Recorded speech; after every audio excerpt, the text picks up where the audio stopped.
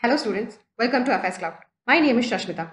We have an app by the name Careers Cloud which you can go and download through the Play Store. Once you have downloaded the application, you will easily be able to log in using your Gmail ID. And once you have logged in, you will be redirected to this page where you will be getting this URL. And there will be option for home, all courses, my courses and browse section in this application. You will be getting multiple PDFs, multiple content on daily basis that will be enhancing your learning. Under Crack Current Affairs, you will be able to see multiple options. First one is Current Affairs English. We upload the day-to-day basis news in the English format. And apart from English PDF, we also provide them in Hindi format. And this Banking Awareness, we upload a PDF every month. So this PDF will contain the banking news, banking and the finance news of that respective month. And Current Affairs Exam PDF will have two categories. One is that most important news of that particular month will be uploaded in this Current Affairs Exam PDF. And also Exam Perspective PDF will also be uploaded. And next is Special CA. This will contain Union Budget, Economic Survey, and also the most important events that had taken place globally as well as nationally. And next most important is topic wise. So the entire news of that particular month will be segregated into different topics. And in order to recollect whatever you've read, we also provide you with topic wise quizzes. Apart from that, we also provide state current affairs. Now, here if you see, we provide you with the day-to-day PDF, and this we provide you with the weekly PDF. So that particular week news will be compiled into a PDF and in question and answer format in English and will be uploaded here. And to enhance your learning, you can also, to enhance and strengthen your learning, you can also attend the quiz. Here we provide you with the entire news of that particular week. But here we take the top 60 most important news and we upload it in this PDF in question and answer format. Apart from weekly, we also provide you the monthly ones. This PDF will contain detailed view of that particular month news, and this will have a brief format of the same news. This will be in the form of a question and answer format, and this will have the top 100 question and answer of that particular month. We also provide you with the PIB news on a day-to-day basis, which you can go and read in these particular tabs. Apart from that, we also provide the Union Budget and Economic Survey. You can also attend you can read after reading the PDF. You can also go and attend the quiz. This is available in the Special CA category. We also provide state level current affairs. So this will be very helpful for students who are preparing for state level exams. For example, if you are preparing for Tamil Nadu state level exams, then you can click this tab and you will be able to see all the current affairs or news related to Tamil Nadu. Apart from that, we also provide PDF from the exam perspective. Suppose you are preparing for RBI Assistant Mains, then this tab will contain 5 to 6 months of current affairs, which has high probability of being asked in RBI Assistant Mains. Similarly for SBI PO, RRB PO, Clerk Mains, all these are being given under this section. And also we provide separate content-wise, topic-wise current affairs like national affairs, government schemes, international affairs, banking and finance, economy and businesses, MOUs and committees and meetings. All these different types of news are segregated in these particular categories. Hello students, welcome to our new initiative. In this initiative, we will be uploading the weekly current affairs on banking and finance section. So this will be uploaded on every Monday. And so on the whole, per month, you will have totally 4 videos related to this topic. And apart from just providing you with the banking and finance news, we also provide you the conceptual explanation so that this will enhance and also strengthen your knowledge about these topics. Today, we will be covering May 4th week Banking and Finance Awareness News Part 1. Moving to the first news, Bank of Maharashtra tops among the PSU banks in business growth in financial year 24. So, if you see Bank of Maharashtra, it has emerged as a top performer among the public sector banks in terms of business growth during the financial year 2024. So it has marked a growth of 15.94% in total business in financial year 24. And it is closely followed by State Bank of India, which has achieved a growth percentage of 13.12%. So if you see among all the public sector banks, only 4 public sector banks, they have managed to achieve a double-digit growth in the deposits during this financial year. So those 4 are State Bank of India, Bank of India and Canara Bank and Bank of Maharashtra. So the deposit growth achieved is 11.07%, 11.05% and 10.98%. So if you see Bank of Maharashtra, it has achieved a 52.73% rise in the CASA deposits by March 2024. And Central Bank of India, they have achieved a growth of 50% rise in CASA deposits. CASA means it includes the current account and savings account.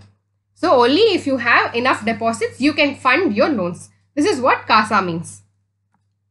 Now, so UCO Bank, it has led in loan growth with 16.38% increase and followed by Bank of Maharashtra at 16.3% and State Bank of India at 16.26%. If you see the NPA rates, Bank of Maharashtra and SBI, they have the lowest gross NPA at 1.88% and 2.24%. And in case of net NPAs, the Bank of Maharashtra and Indian Bank, they have reported the lowest net NPAs with 0.2% and 0.4%. So gross NPA minus the provisioning that has been allotted by the bank gives you net NPA. So if there is 100 crore of gross NPA and you have provisioned around for 30 crores, then the net NPA will reduce to 70 crores. So this is the difference between gross NPA and net NPA. If you have the provisioning for the loan, then it is considered as the net NPA. If you don't have the provisioning, then it comes under the category of gross NPA. Now, so the capital adequacy ratio. So we know that as per Basel norms, the banks are supposed to maintain a capital adequacy ratio. So as per Basel norm, it is 8%, but as per RBI, it is 9%.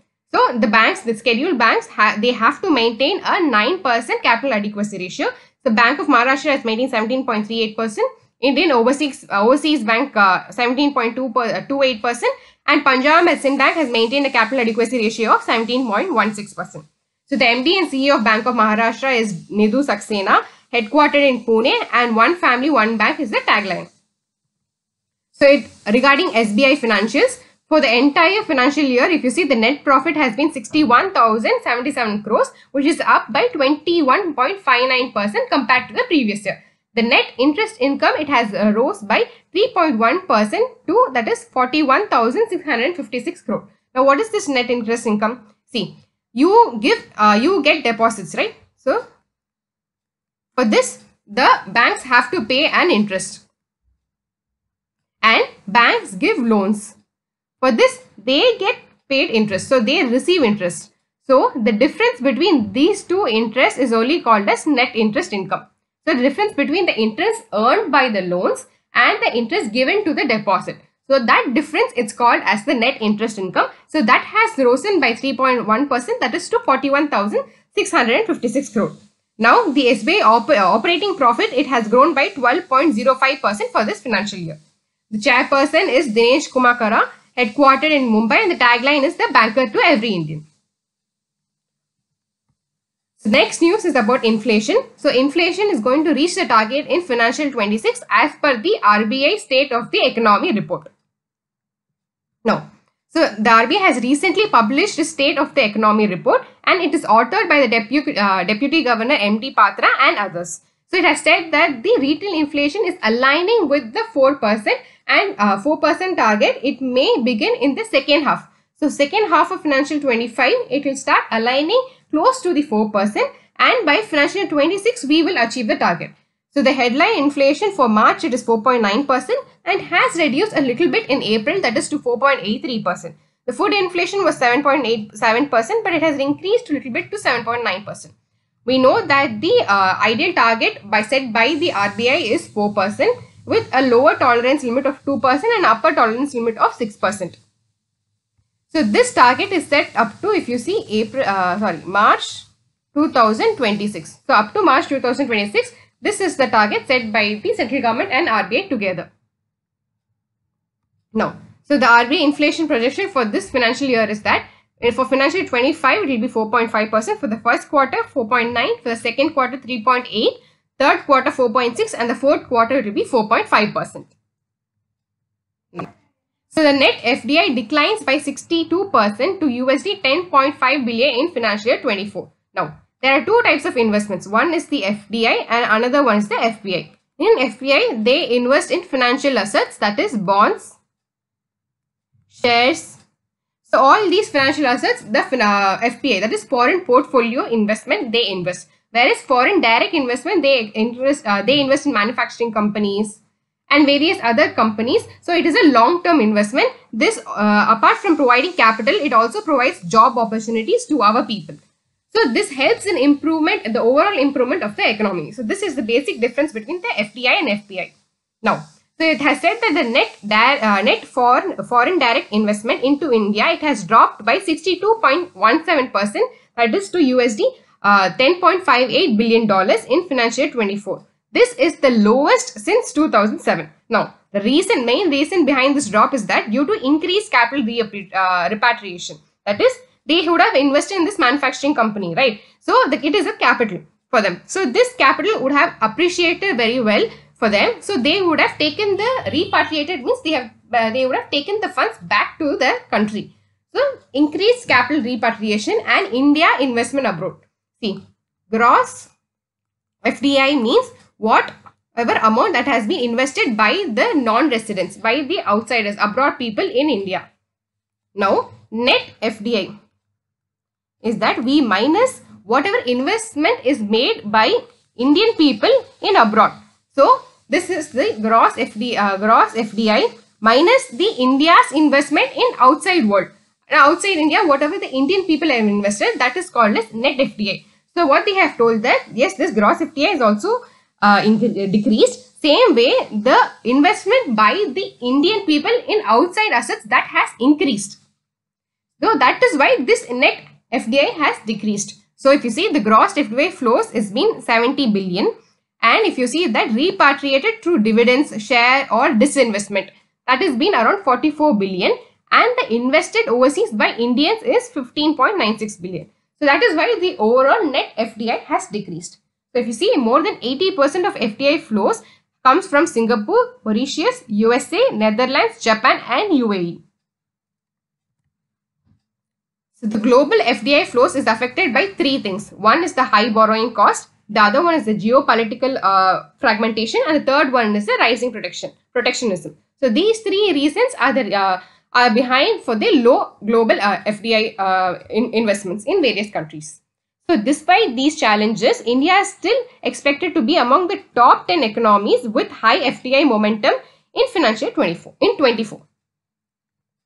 Now, so the outward remittance under the liberalized remittance scheme, it has hit a new high of $31 billion. So, we know that around 2022, we have received $11 billion, the highest inward remittance.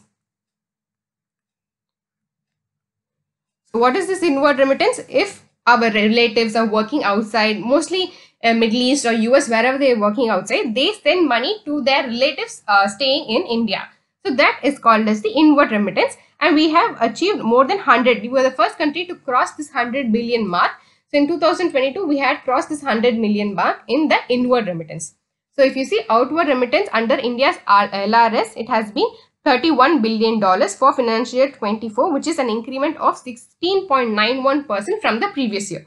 So, main reason is that they have spent a lot in the international travels. So, around 17 billion has been spent in the international travel, which is a 24% increase, and also maintenance of close relatives. So, if you have your son or daughter or your sister studying abroad, so we send money for their maintenance, right? So, for that we have sent around 4.61 billion. And funding overseas education, for that we have sent around 3.58 billion.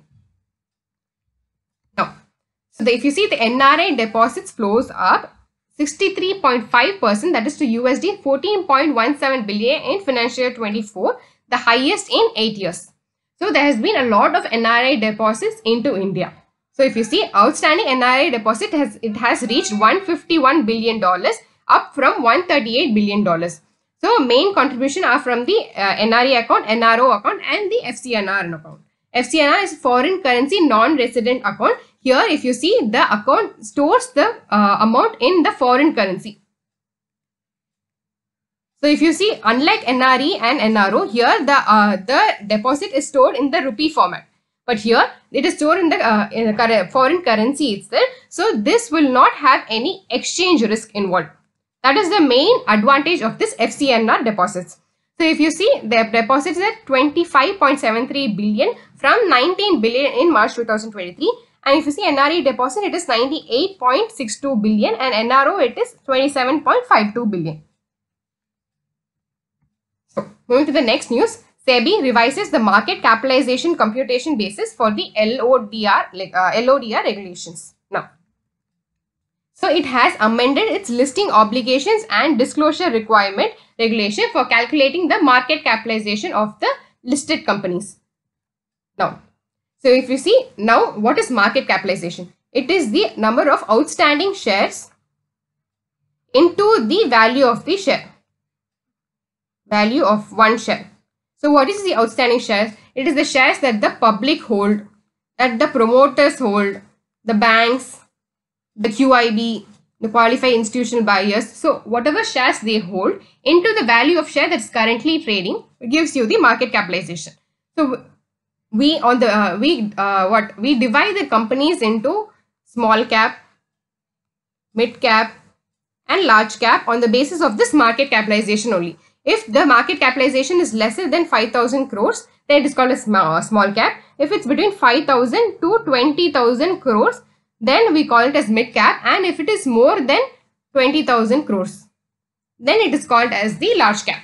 So for this purpose and all, we use the market capitalization. So SEBI has changed the method in calculating this market capitalization. So until now, how it works is that we see the market value and the number of shares as on March 31st.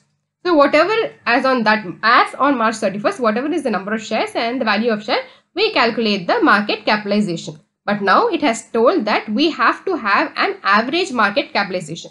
What is telling that from July to December, whatever is the market value, that is the share value of the company. So if you see the share value of the company, it fluctuates every day. So you have to take the average value between this July and December and then only calculate this market capitalization. That is what SEBI has instructed. So this change was recommended by a committee which is headed by the former whole-time member called Santosh Kumar Mohanty. Now, so this changes will impact only top 200 or top 250 companies based on the market capitalization and not all of the companies. Other companies, if they want, they can follow this framework on a volunteer basis. So the ranking for the companies will now be based on the average market capitalization from July 31st to December 31st. So from July 1st to December 31st. So if you see what is this LODR that we saw in the previous page, is that the listed entity which has listed securities.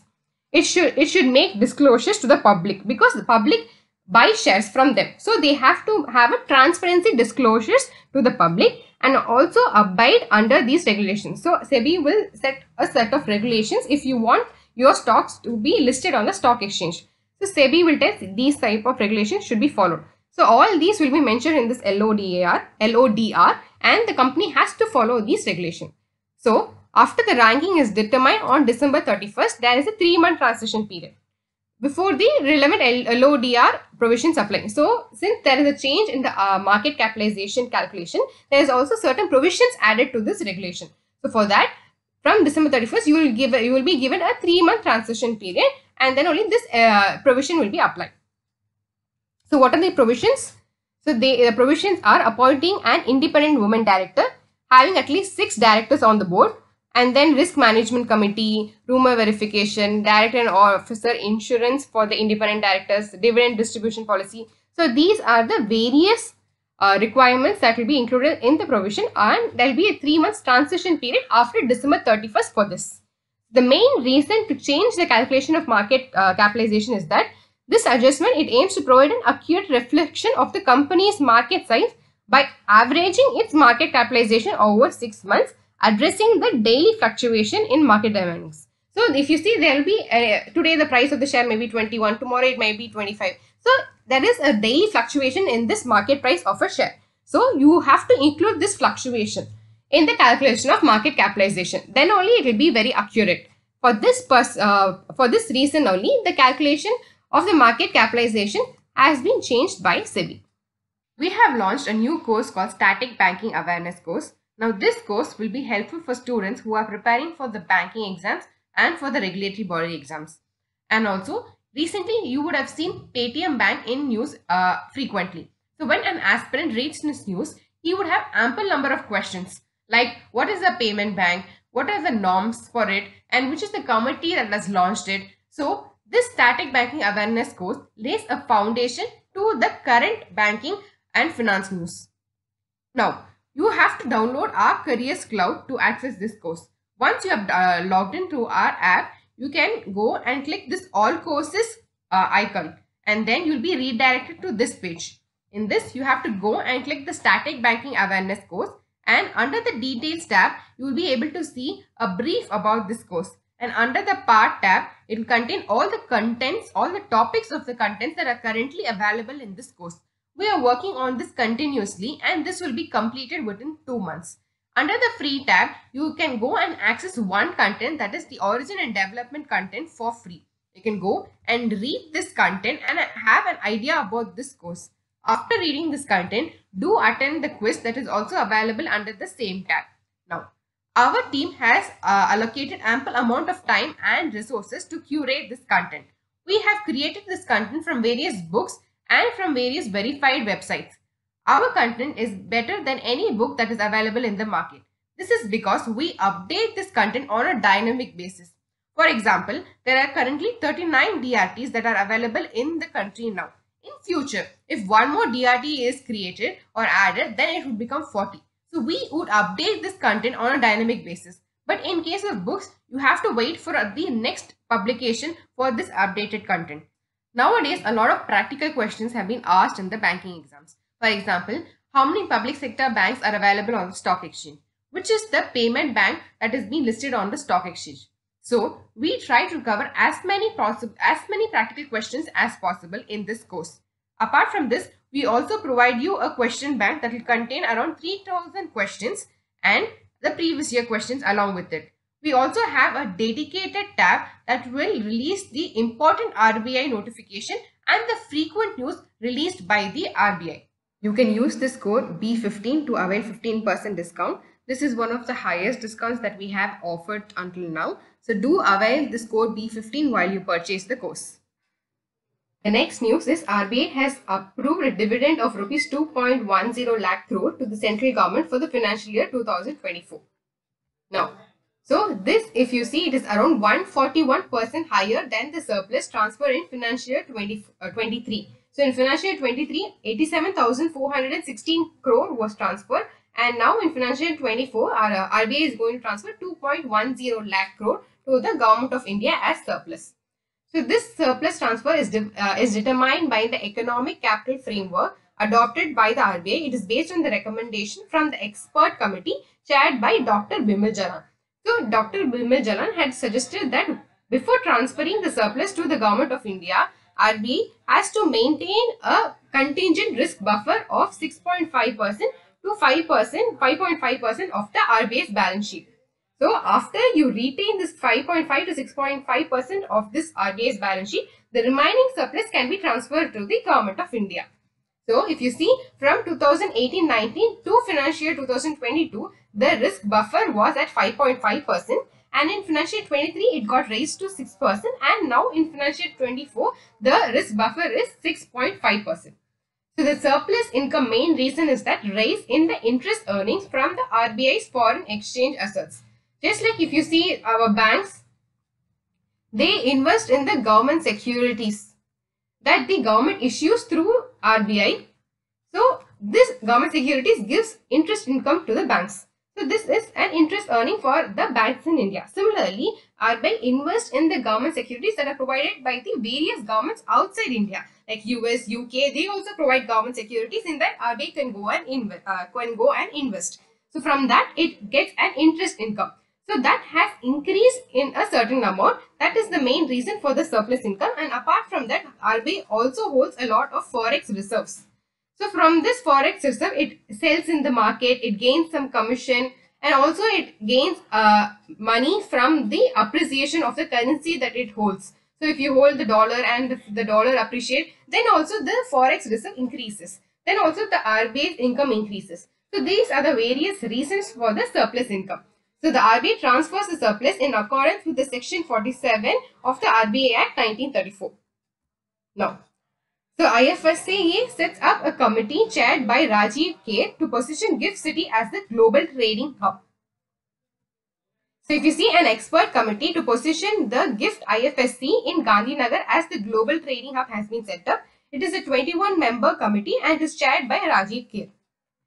A commodity trading, it is a dynamic and it is an essential component of global financial landscape. So what happens in this commodity trading is that there will be a physical buying and selling of the various commodities, that is raw materials and intermediate goods. The main commodities that they get sold in this commodity trading is like metals, You see silver, gold, all these are commodities that are sold in this commodity trading. So they play a main role in supporting the economic activities and ensuring the availability of the vital resources. So if you see, the major international commodity trading hubs in the world are Switzerland, Singapore, London, Chicago, Dubai, Shanghai. So these are the major international commodity trading hubs. So if you see, although India is the largest consumption market, they are the largest importers for many commodities, but they execute all these trades in the other financial sectors outside India and not in India. So in order to reduce this and in order to attract our Indian people to execute the trades in our centers, we are planning to introduce IFSCA as the global trading hub. Now, why are people more interested in trading in other trading hubs? It is because they provide favorable tax and regulatory consideration. They have access to the wide global markets, robust financial infrastructure, and internationally aligned legal system. So these are the main reasons why people are trading in these global centers. So if we enable the commodity trading in the IFSCA, it will facilitate the integration of the IFSC financial ecosystem with the global trade flows. It will also capitalize on the integration opportunities. It will also attract a lot of global investments into the IFSC. So a lot of foreign investments will be attracted to the IFSC. Now, so what all will be discussed in this expert committee? So first, they will identify the key group of commodities such as metals, energy, agriculture commodities that should have high preference in this developing IFSC ecosystem. Next, they will develop the legal, regulatory and policy framework structure in this GIFT IFSC. If it has to be a global commodity trading hub, what is the legal regulatory framework that has to be developed? Next, it will review the global policies, programs of leading jurisdictions. All this will be reviewed. So it will first, out of all, the main aim is that what are the key benefits if this GIFT IFSC is transferred to a GIFT IFSC as a global commodity hub. So what are the key benefits? Mainly all this will be discussed under this expert committee. Now, moving to the next news. LIC received approval from SEBI for additional 3 years to meet the MPS norms. Now, what is this MPS norms? What is this SEBI approval? All this will be see it in the next page. That is, LIC has received the approval from SEBI for additional 3 years to comply with the minimum public shareholding norms, 10% public shareholding. So, it has, as per SEBI, LIC had to meet 10% minimum public shareholding norms, but it had failed to meet it. So, SEBI had revised the timeline. So, you can achieve this 10% MPS by 16th May 2027. Now, currently, if you see, 3.5% shares of the LIC is held by the public and 96.5% is held by the Government of India. So, only 3.5 was disinvested by the Government of India. So, if you see, as per SEBI rules, it is mandatory for all listed companies to maintain a 25% public float. So, for a newly listed companies, it is granted them a 3 years time. Now, suppose there is a company A. It wants to raise money. Now, it can raise it through bank or shares or bonds. Say, suppose it plans to raise through shares. So, before raising the money from the public, all the shares will be held by the promoter. Say there were 2 promoters. So, 2 promoters will hold 50% shares. Now, after it's been listed on a stock exchange, it will be released to the public. So, the public will start having some shareholding in this company A. So, what the SEBI is telling that, suppose today, May 2024, it is listed on the stock exchange. So, SEBI is telling that by May 2027, at least 25% of the shares of the company should be with the public and only 75% of the shares, that is both the promoters together should have only 75% of the shares, and the remaining should be held by the public within 3 years of time. Now, there is one thing here. This is for the case, the 3 years of time is for the companies whose market capitalization is lesser than 1 trillion. So, if you see, if the company is having more than 1 trillion of market capitalization, then they have to achieve this 25% MPS within 5 years. If this is lesser than 1 trillion market capitalization, then they will be given 3 years. But if it is more than 1 trillion, then the timeline is 5 years. Now, in December 2023, the Finance Ministry exempted LIC to comply with 25% MPS norms till 2032. So by 2032, this norms has been exempted by the LIC. Now, Government of India sold its 3.5% shares in LIC IPO worth rupees 21,000 crore. The chairperson is Siddhartha Mohanty. It is headquartered in Mumbai and it was established in 1956. The next news is PhonePe collaborates with Lanka Pay to promote UPI payments in Sri Lanka. So if you see PhonePe, it has partnered with Sri Lanka's Lanka Pay, which is owned by the Central Bank of Sri Lanka, to facilitate UPI transactions for its users in Sri Lanka. So this PhonePe will allow the users to make payments in Indian rupees to the Lanka Pays, through the Sri Lanka's merchants across the Lanka Pays merchant network, but there will be a currency exchange rate applied to this transaction. So directly the customers of the PhonePe, they can pay to the Lanka merchants in Indian rupee. Only thing is that there will be a currency exchange rates applicable to these transactions. So if you see NPCI International Payment Limited, the international arm of NPCI, it has partnered with Bank of Namibia to develop a UPI-like instant payment system. So apart from Sri Lanka, even with Namibia, we saw this news recently. So even with Namibia, we have partnered with Paris, with France, with Singapore. So with all these countries, we have partnered in terms of UPI payments. Now, next news is that it is about the GDP projection by UN DESAS.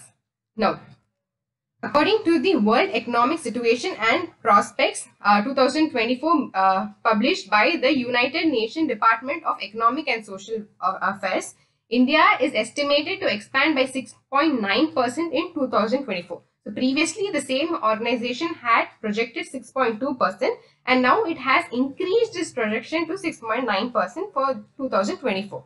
Similarly, for 2025, it projects 6.6%. And it also sees a deceleration of the CPI, that is consumer price inflation in India, from 5.6% in 2023 to 4.5% in 2024.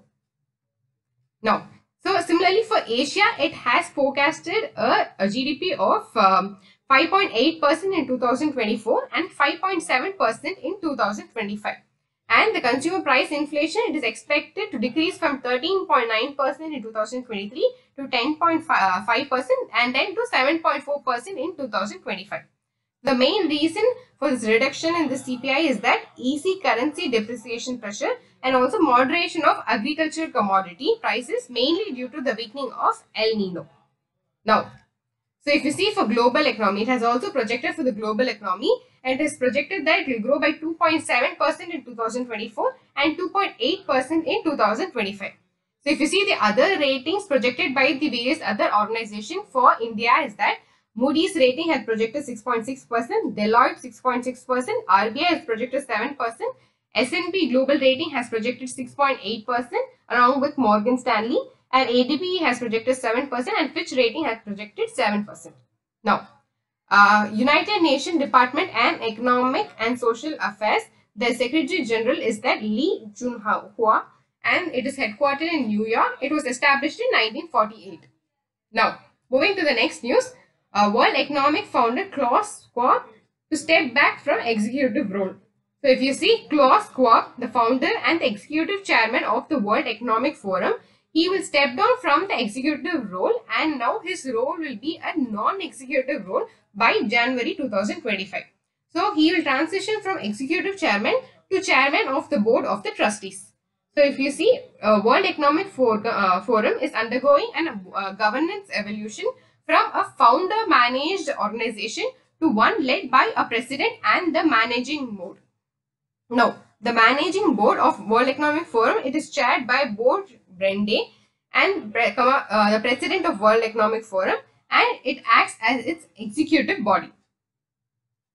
Now, so if you see SBI Mutual Fund, it has launched a new fund called SBI Automotive Opportunities Fund. If you see this fund, it is the largest fund house. SBI Mutual Fund, it is the largest fund house. It has launched its SBI Automotive Opportunities Fund, an open-ended equity scheme. So if you see, there are two types. One will be open-ended. The another one is a close-ended. So there are two types of mutual fund scheme. So in closed-ended, there will be a time interval within which only you can invest. But in open-ended, you can buy the units whenever you want. So this is the main difference between these two types. So this will be an open-ended equity scheme following the automotive and allied business activity scheme. So this is the theme of this mutual fund scheme. So if you see, this is a first of its kind because it will invest in the stocks of the automobile companies and allied business both in the domestic and international. So the fund will invest around 80% to 100% of the net assets in equity and equity related instruments of automotive and allied business. And apart from that, the remaining amount will be invested in the instruments of other companies, REITs, that is real estate investment schemes, and also infrastructure investment schemes. So in these three, the remaining amount will be invested. Now, if you see, Padma awardee and former chairman of the ICICI Bank, Narayanan Bagul, has passed away. So apart from that, he has also received various other awards like that is Padma Bhushan above mentioned, the Economics Time Lifetime Achievement Award, the Businessman of the Year by Business India in 1992. So these are the various awards that are won by the Narayanan Bagul. So mainly he started his banking career with State Bank of India as an officer. Then he became the executive director of the Central Bank of India, and he was the youngest person to become the chairman of the Bank of India in 1981. And then later he became the chairman of ICICI from September 1985 to April 2009. He was the founder chairman of CRISIL, that was the first credit rating agency in India. So the retail inflation has eased down to 4.83% in April 2024.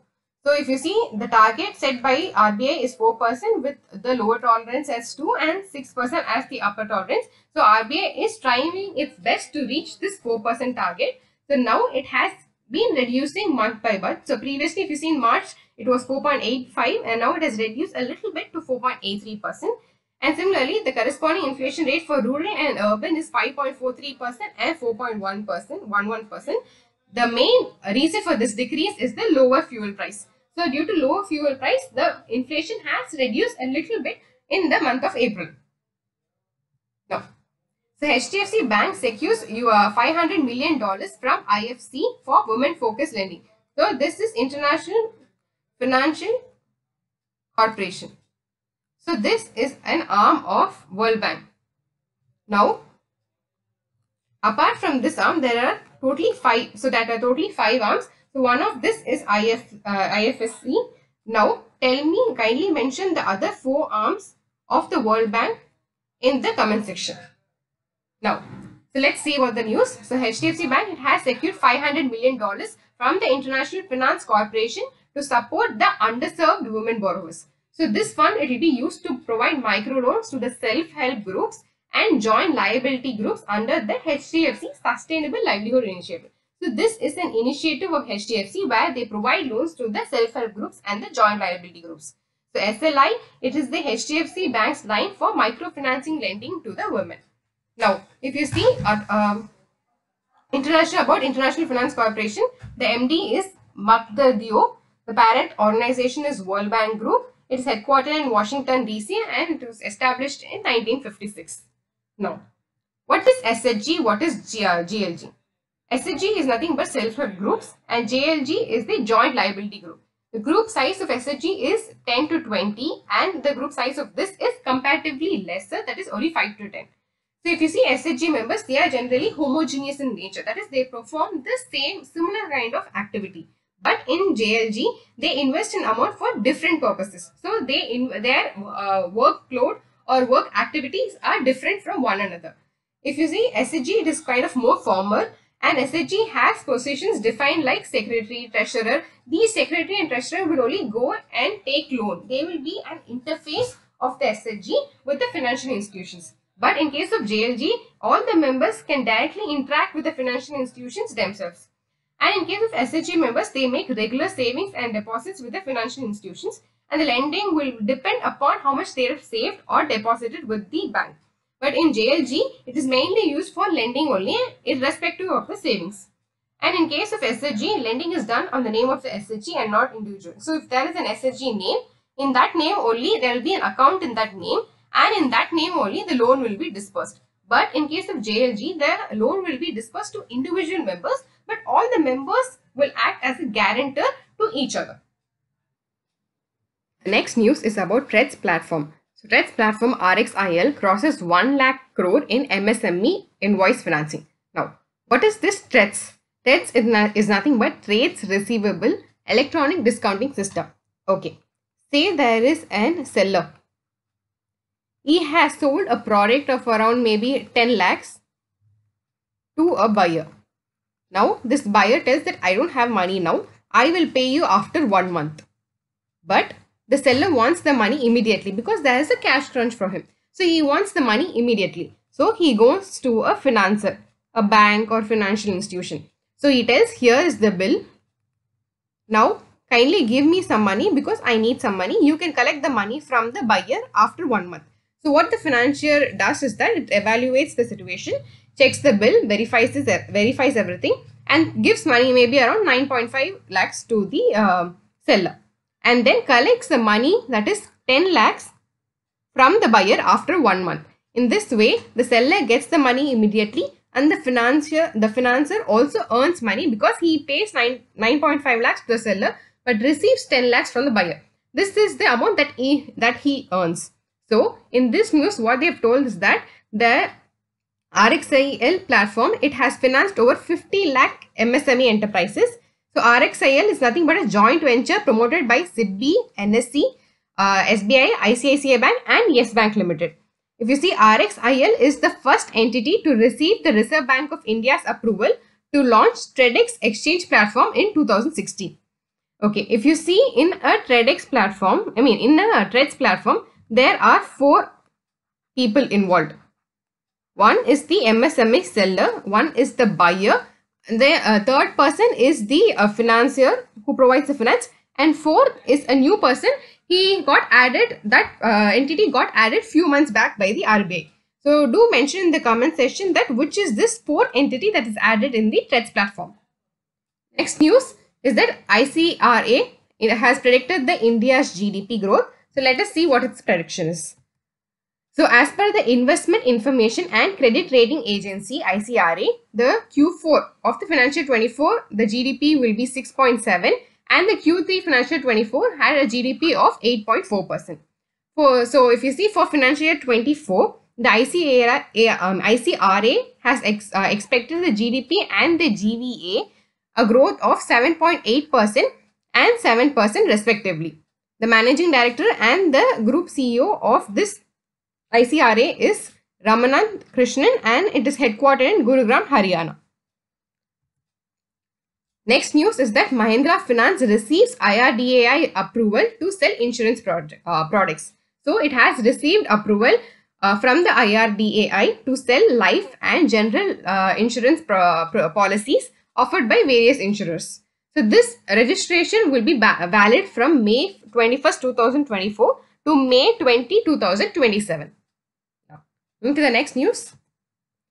So, India First Life Insurance approved the appointment of Rishabh Gandhi as its new MD and CEO. So, India First has approved its new MD and CEO, but the appointment has not yet finalized because the appointment will come effective only after the final approval of IRDAI, company shareholders and the statutory clearance. At present, Rishabh Gandhi is serving as the Deputy CEO of India First Life Insurance. He will succeed RM Vishakha, who is currently serving as the MD and CEO of the company. Her term will expire on 30th June 2024. Now, next news is that SBI General Insurance has signed a bank assurance partnership with the Jana Small Finance Bank to increase the insurance penetration. So, this, if you see, it's a win-win situation because Jana Small Finance Bank can sell insurance products to the customers. So, enhance the customer financial instruments, and it is also a win-win for the SBI General Insurance because it has a wider range of customers now. So, under this partnership agreement, Jana Small Finance Bank customers will get access to a wide range of general insurance products from the SBI General Insurance. So, if you see about SBI General Insurance, the MD and CEO is Kishore Kumar, headquartered in Mumbai, and tagline in Suraksha or Bharosa Dono. And the MD and CEO of Jana Small Finance Bank is Ajay Kanwal. It is headquartered in Bengaluru and it was established in 2008. Now, next news is that VST Tillers Tractors inks MOU with the Axis Bank to offer credit facilities to the farmers. So, to provide financial solutions for the farmers who wants to purchase tractors and farm mechanization products, this MOU has been signed. That is, this is the purpose of this MOU. So, Axis Bank will offer flexible repayment option, swift sanctions and special EMI, that is equated monthly installment benefits to these farmers. So, the MD and CEO of Axis Bank is Amitabh Chaudhary. It is headquartered in Mumbai and tagline is Bati Ka Naam Zindagi. Thank you for watching the session. I hope you had enjoyed it. We're also available in Telegram under the name AffairsCloud_official. We also have an Instagram handle. Apart from this, you can contact us directly on 9677333862 regarding any courses that we offer or regarding any payment issues. You can contact directly on this number. Thank you.